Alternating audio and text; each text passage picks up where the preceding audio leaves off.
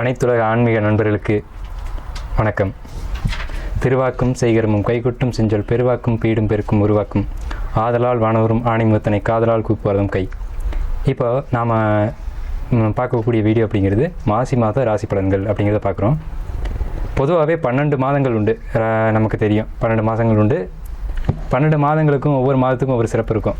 ஆனால் இந்த மாசிக்கு மட்டும் அதிகமான சிறப்புகள் கொண்ட மாதம் என்னென்னு கேட்டிங்கன்னா, மாசி மாதம் வந்து 11வது மாதமாக வருது. அந்த மாசி மாதம் வந்து கும்ப வீடு. மாசி மாதம் அப்படின்னா கும்ப வீட்டை தான் அது குறிக்கும். கும்ப வீட்டில் சூரியன் சஞ்சரிக்கிற காலத்தை தான் நம்ம மாசி மாதம் சொல்கிறோம். அப்போ இந்த கும்ப ராசி அப்படிங்கிறது ஜோதிட தத்துவத்தின்படி சிரராசி. சிரராசி அப்படிங்கிறது சிரம்ன்றது நிலையானது அப்படின்னு அர்த்தம். அப்படி கும்பராசின்றது சூரியன் பயணிக்கூடிய அந்த கும்பராசியில் பயணிக்கூடிய சிற மாதமான இந்த மாசி மாதத்துக்கு என்ன ஏற்றம் அப்படின்னு கேட்டிங்கன்னா, சனியினுடைய சொந்த வீடு கும்ப வீடு. அதாவது சனி ஆட்சி பலம் அடையக்கூடிய மூலத்திரிகோண பலம் அடையக்கூடிய வீடு அந்த கும்ப வீடு. ஸோ அதனால தான் மாசி மாதத்துக்குன்னு சிறப்பான ஏற்றங்கள் உண்டு. சனி அப்படிங்கிறது பாரம்பரியமான விஷயங்களுக்கான காரகத்துவம் கொண்ட கிரகம். ஸோ இந்த மாசி மாதத்தில் என்ன அதிகமாக நடக்கும் அப்படின்னு பார்த்தீங்கன்னா, பாரம்பரியமான பழமையான வழிபாடுகள், ரொம்ப உக்ரமான தெய்வங்களுக்கான வழிபாடுகள் மாசி மாதத்தில் தான் நடைபெறுது. ஸோ அப்பேற்பட்ட ஏற்றம் கொண்ட மாதம் மாசி மாதம். ஸோ இந்த மாசி மாதத்தில் வரக்கூடிய விஷயம் என்னென்னு கேட்டிங்கன்னா, சிரராசி அப்படின்னு நம்ம ஏற்கனவே சொன்னோம். சிரராசியில் சூரியன் பயணிக்கக்கூடிய காலத்துக்கு பேர் விஷ்ணுபதி புண்ணிய காலம் பேர். இந்த விஷ்ணுபதி புண்ணிய காலத்துக்கு மிகப்பெரிய ஏற்றம் உண்டு. என்னென்னு கேட்டிங்கன்னா, விஷ்ணுபதி புண்ணிய காலம் வரக்கூடிய நாளில் பெருமாள் கோயிலுக்கு போயிட்டு 27 சுற்று கொடிமரத்தோட பெருமாளையும் சேர்த்து சுற்றி உங்களுடைய கோரிக்கைகளை சொல்லி 27 சுற்று, ஒவ்வொரு சுற்றுக்கும் ஒவ்வொரு மஞ்சள் நிற ரோஜாப்பூ கம்பத்தடி, அதாவது கொடி கம்பத்துக்கு அடியில் வச்சுட்டு உங்களுடைய கோரிக்கையை சொல்லிட்டு வந்தீங்கன்னா, ஒவ்வொரு சுற்றுக்கும் ஒவ்வொரு பூ இது மாதிரி வச்சுக்கணும். இந்த மாதிரி நீங்கள் உங்கள் வேண்டுதலை வச்சிங்க அப்படின்னா, என்ன வேண்டுதலாக இருந்தாலும் நிச்சயம் நிறைவேறும் அப்படின்னு சாஸ்திரம் சொல்லுது. நாமளும் அனுபவத்தில் பார்த்துக்கிட்டு இருக்கோம். ஸோ அப்பேற்பட்ட இந்த மாசி மாதத்துக்கான பலன்களை நம்ம 12 ராசிக்கும் பார்ப்போம். தாய்மையை அடையாளமாக கொண்ட சந்திரனை அதிபதியாக கொண்ட கடகராசி அன்பர்களுக்கு, இந்த கடகராசிக்கு இந்த மாதம் என்ன மாதிரியான கிரக நிலைகள் இருக்குது, அதுக்கான பலன்கள் என்ன அப்படிங்கிறத நம்ம இந்த வீடியோவில் பார்க்குறோம்.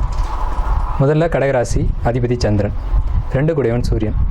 அந்த சூரியன் தன் வீட்டுக்கு 7ஆம் வீட்டுக்கு போய் கடகராசிக்கு 8ஆம் வீட்டில் இருக்காங்க. அஷ்டமச்சனி உடைய ராசி. இப்போதைக்கு அஷ்டமச்சனி 2024 முழுக்கவே போயிட்டுருக்கு. இதுக்கு பலன் சொல்லவே வேண்டாம். அஷ்டமச்சனி அப்படின்னு சொல்லும்போதே நீங்கள் ஒரு பயத்துக்குள்ளே போயிடுப்பீங்க. ஸோ அதுக்கு மற்ற மாத கிரக நிலையங்கள் எப்படி இருக்குது, இந்த மாதம் என்ன பலன் சொல்லுது அப்படிங்கிறத நம்ம அடுத்து செக் பண்ணுவோம். 3 கூடிய புதன் 7ஆம் வீட்டில், 3 12 கூடியவர். 4 கூடிய சுக்கிரன் பாதகாதிபதியான 11 கூடிய சுக்கிரன், அவரும் 7ஆம் வீட்டில். அடுத்து பார்த்துட்டிங்கன்னா 5 10 கூடிய செவ்வாய். இந்த தொடர்ந்து அந்த கிரகங்கள் வந்து 7ஆம் வீட்டிலேருந்து ராசியை பார்க்குது, சந்திரனை பார்க்குது. ஸோ இது என்ன சொல்லுது அப்படின்னு பார்த்தீங்கன்னா, 5 10 கூடியவன் செவ்வாய், 5ஆம் இடம் குழந்தை பிறப்பு, 10ஆம் இடம் தொழில். ஸோ 5 கூடியவன் 7ல் உச்சமடையும் போது செவ்வாய் அதை மகரத்தில் தான் உச்சமடையும். அது உங்கள் ராசி கடகராசிக்கு 7ஆம் வீடாக வருது. அப்படி மகர ராசிக்கு 7ஆம் வீட்டில் செவ்வாய் உச்சமடைஞ்சு ராசியை பார்க்கும்போது கோபம் அதிகமாகும், தலைக்கணம் அதிகமாகும். அதாவது வாழ்க்கை துணை போட்டு அடிக்கும், வேறு ஒன்றும் இல்லை. அதாவது இங்கே 7ஆம் வீட்டில் உச்சமடையும் போது ராசியை பார்க்கும். அப்போ ராசிக்கு தான் அந்த கோபத்தை காட்டும். அப்போ எதில் யார் இருப்பாங்க, வாழ்க்கை துணை தான் இருக்கும், அவங்கள போட்டு அடிப்பாங்க செவ்வாய் உச்சமாகி ராசியை பார்க்கும்போது. ஸோ இந்த செவ்வாய் உச்சமடைகிறது நல்லதா அப்படின்னு கேட்டால், இந்த ராசிக்கு நல்லது தான், ஆனால் குடும்பத்துக்கு நல்லதில்லை. என்ன வகையில் நல்லது அப்படின்னு கேட்டிங்கன்னா, குழந்தை பிறப்பு நிச்சயம். 5 கூடயும் 7ல் உச்சமாயிட்டால் குழந்தை பிறப்பு நிச்சயம். குழந்தை பிறந்தவுடனே பிரச்சனையும் நிச்சயம். ஏன்னா 5 கூடயும் 7ல் உச்சமடையக்கூடாது. 5 7 கனெக்ஷனே ஒரு ஆபத்தான ஒரு கனெக்ஷன் தான். 5 கூடயும் 7ல் உச்சமடைகிறான். ஸோ இது குழந்தை பிறப்பை கன்ஃபார்ம் பண்ணுது. அதே நேரத்தில் குழந்தை பிறப்புக்கு பின்னாடி இருக்க பிரச்சனையும் இந்த அமைப்பு சொல்லுது. மாசி மாதத்தில் யாருக்கெல்லாம் குழந்தை பிறகுதோ கணவன் மனைவிக்குள்ளே பெரிய அளவில் இஷ்யூஸ் வரும் அப்படிங்கிறத இது சொல்லுது.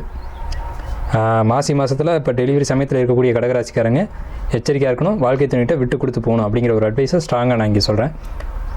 ஓகே, இப்போ வந்து 3 12 கூடையவன் 7ல் இருக்கிறதுனால, உச்சம் பெற்ற செவ்வாயோடு இருக்கிறதுனால பயணங்கள் நீங்கள் தவிர்த்துக்கிறது ரொம்ப ரொம்ப ரொம்ப நல்லது.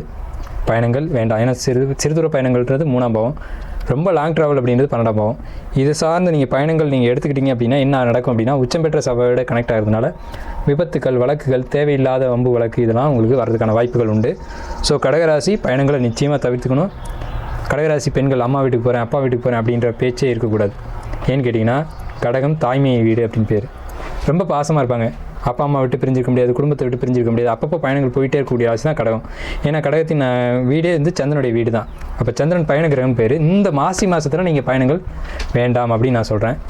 பாதகாதிபதியான சுக்கிரன் 7ல் இருக்கிறதுனால திருமண வாழ்க்கைக்குள்ளே ஒரு கசப்பு, ஒரு பிரச்சனை, பொருளாதார நெருக்கடி. ஏன்னா சுக்கிரன் வந்து பணம் காசு, அதாவது சுக்கிரன்றது நம்ம கை செலவுக்கான பணம் அப்படின்னு நம்ம எடுத்துக்கலாம், பாக்கெட் மணி அப்படின்னு எடுத்துக்கலாம். அப்போ அவர் பாதகாதிபதியாக 7 இருக்கும்போது பணம் இல்லையேன்றதுனால குடும்பத்துக்குள்ளே பிரச்சனை வரும். வாழ்க்கை துணைகிட்ட தான் காட்ட முடியும், ஏன்னா 7ஆம் வீடுன்றது வாழ்க்கை துணை தான். ஸோ அப்போ என்ன பண்ணுவாங்கன்னா, பணம் பொருளாதாரம் பத்தலை அப்படிங்கிறதுனால வீட்டுக்குள்ளே பிரச்சனைகள் வரும் கடகராசிக்கு இந்த மாதத்தில். ஸோ அதை கொஞ்சம் அந்த மாதம் பொருளாதார நெருக்கடியாக தான் இருக்கும் கடகராசிக்கு. அதை கொஞ்சம் இந்த மாதத்தை கடந்து வந்து தான் ஆகணும்.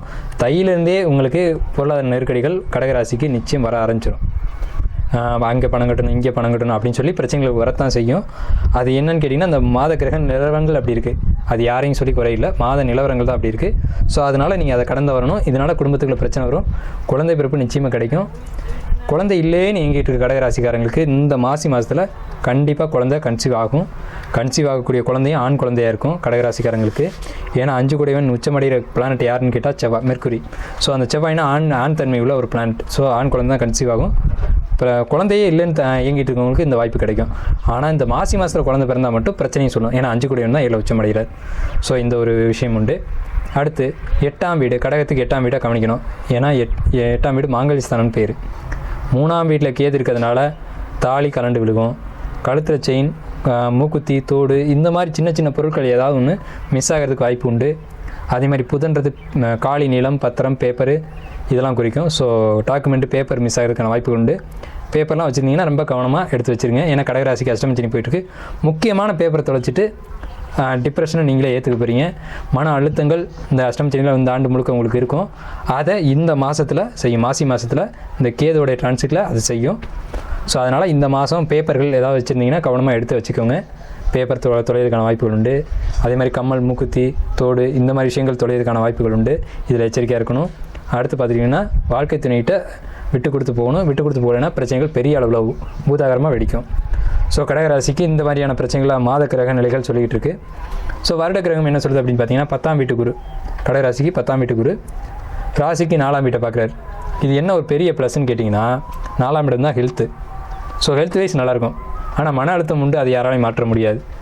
ஆனால் மனம் சொல்லக்கூடிய அந்த 4ஆம் பாவத்தை குரு பார்க்குறதுனால மன அழுத்தங்கள் ஒரு பக்கம் இருந்தாலும் அதை கொஞ்சம் ஹாப்பினஸ்ஸாக வேறு விஷயங்களில் உங்களுடைய கவனம் மாறிட்டு போயிட்டே இருக்கும்.